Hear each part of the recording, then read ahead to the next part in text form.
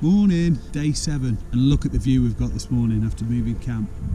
It is absolutely stunning, and we are right on top of a basin that looks down into the bottom here, and it is exactly a year ago today that I took my grizzly bear. Hopefully it'll bring us luck. The plan is today we're going to get on top of one of these knolls just out here and sit and glass and see what we can see, and hopefully we'll be able to pick out a moose in all them alders on that bank side, which then leaves us 4 days to pack it out. With being 2 of us, it's going to be a mission, but I'm sure we'll be able to do it. Anywho, time to get behind them binoculars, and I'll catch you later.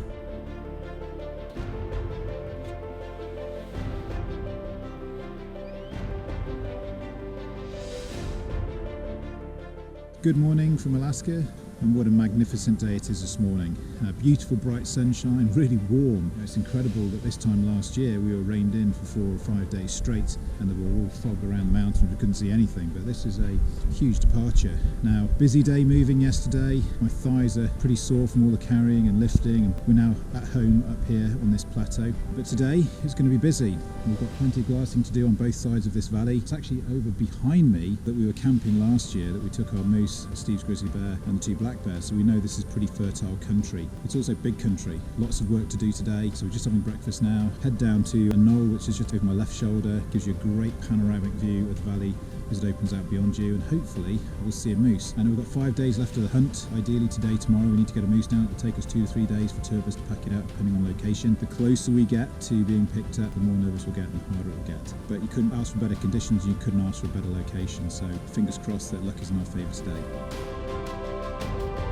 With the drama of yesterday's move now behind us, we set about our next task, finding a giant moose bull. And it's not long before we have action. 3 of them there. Front one's a bull. It's a long way away, I know that. It's encouraging to see so many animals so soon after arriving in camp. Here is a small family group comprising a young bull, 2 cows and a calf. Dark patch of waters, just go to the right hand side where that little meadow is. But not too far away is a much larger bull, which appears to be legal. In order to be harvest legal in this hunting unit, a bull must have antlers with at least a spread of 50 inches or have 3 brow tines on one side. This is where it's essential to have access to a quality spotting scope that allows you to correctly identify these characteristics. Getting this wrong has severe consequences. Well, it's a beautiful day, and a wise man once said, you're never going to see any game sat in your tent. He was a liar. He was not right, because this morning Wildy's seen not 1 bull moose, but actually 2 groups. One on the far ridge over there. That's a great thing about having the tent pointing out towards that face. And then a bigger one down over our left-hand shoulder here. He looks like he's in great shape. Now, he's disappeared into the alders down there because this is quite warm, but we've got the choice of 2 bulls, really. We don't know how far away he is. You think? A long way. And I think not as long, but it's definitely worth going to have a look. The great thing is about the location we're in, there is a knoll down there that we can sit on, gives us a good panoramic view of the valley in front of us, and hopefully it'll let us look up into the alders and some of the draws that are up there. But it's a great sign. Ideally we could do with getting one down today or tomorrow, gives us plenty of time to pack and back out because there's only 2 of us on the job. But yeah, it's very encouraging. This bull here, he was already clean, wasn't he? This guy was nearly finished, wasn't he? And now there's another one just appeared at the bottom of the ridge down here as well. There's moose everywhere. So let's just have a quick look at this one, and then we'll have a drift down there, and that one's right near the airstrip. Come on, let's have a look at that.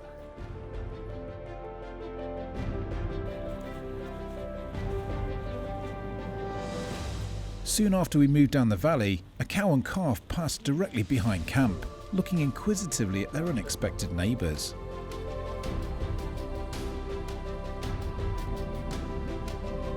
Cole couldn't have picked a better spot for us to hunt.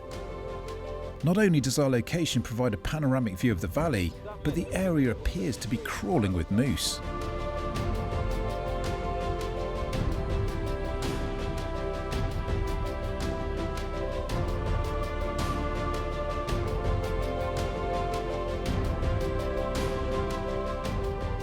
Wildy finds a comfortable spot and relaxes into his task. With a view like this, the smart approach is to let the binoculars and spotting scope do the hard work. Once we spot a legal bull, we can plan our approach. It's a team effort and we work together to discuss and agree our strategy. It's a system that served us well in the past. He's been doing that for a while though, hasn't he?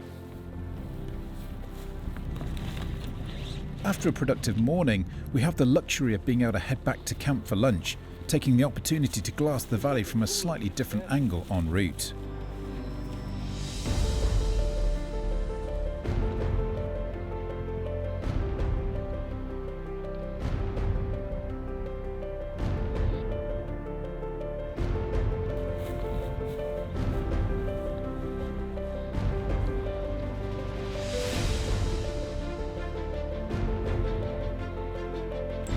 Of course, there's still chores to do and we head down to the creek to collect water.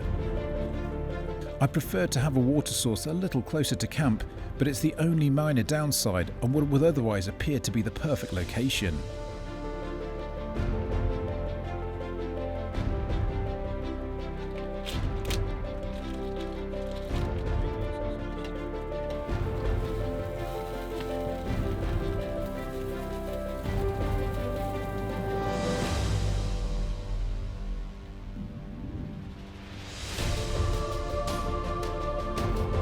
Having finished lunch, I leave Wildy scanning Moose Ridge while I check out the country behind camp.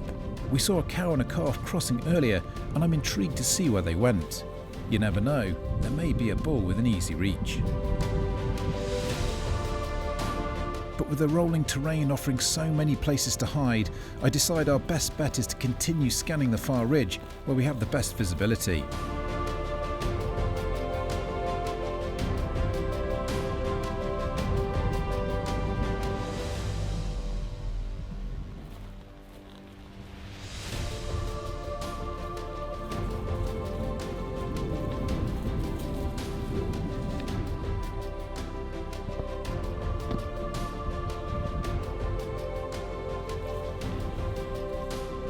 The moss and lichen covered knoll offers a surprisingly comfortable bed and we relax into the task at hand.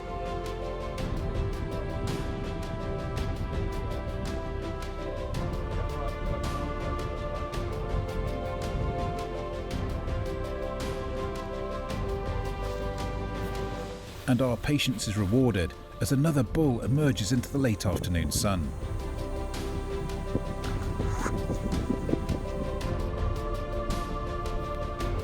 He's a little smaller than we'd like, but the signs are encouraging. But with the shadows beginning to lengthen, we decide to head back to camp and regroup in the morning.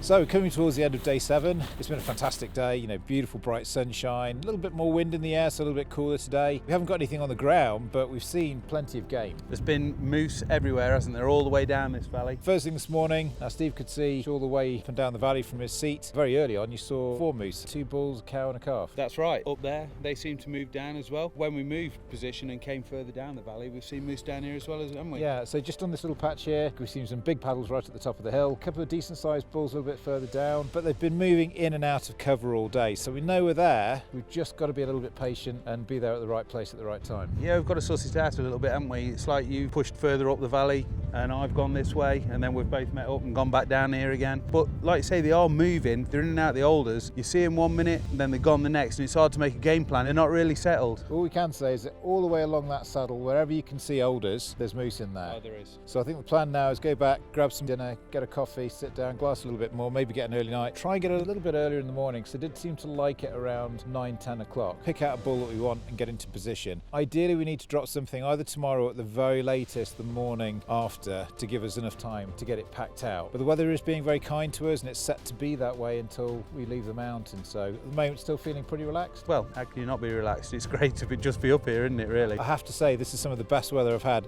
any hunting trip anywhere in the world. It's been amazing. And this is supposed to be Alaska, the last frontier, so it's not always going to be this way, but we're going to enjoy it while it's here.